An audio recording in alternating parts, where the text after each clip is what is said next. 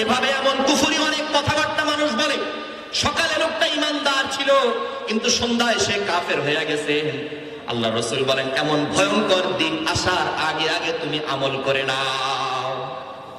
অপর হাদিসের মধ্যে আছে, আল্লাহ রাসূল সাল্লাল্লাহু আলাইহি ওয়াসাল্লাম বলেন, লা তাজুলু কদামা আবদিন ইয়াউমাল কিয়ামা হাত্তা ইউসআলা আন উমরিহি ফীমা আফনাহু।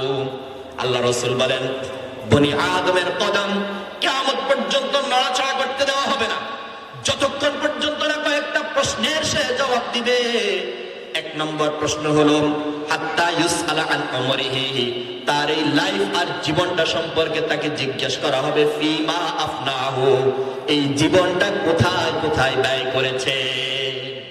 কোরআনের মাহফিলের জন্য তোমার সময় কতটুকু ব্যয় করেছো, নামাজের জন্য কতটুকু সময় তুমি ব্যয় করেছো, আল্লাহ তাআলার সন্তুষ্টির জন্য কতটুকু তুমি সময় ব্যয় করেছো, মানুষের উপকারে কতটুকু সময় ব্যয় করেছো, আর চাঁদাবাজির মধ্যে টেন্ডারবাজির মধ্যে তুমি কতটুকু সময় ব্যয় করেছো, সেটা আল্লাহ তাআলা কি করবেন? জিজ্ঞাসা করবেন। ওয়ান আলমিহি ফীমা ফাআলা ফি, এবং তার ইলম সম্পর্কে, জ্ঞান সম্পর্কে জিজ্ঞেস করবেন, এই জ্ঞানটা তুমি কোথায় ব্যয় করেছো।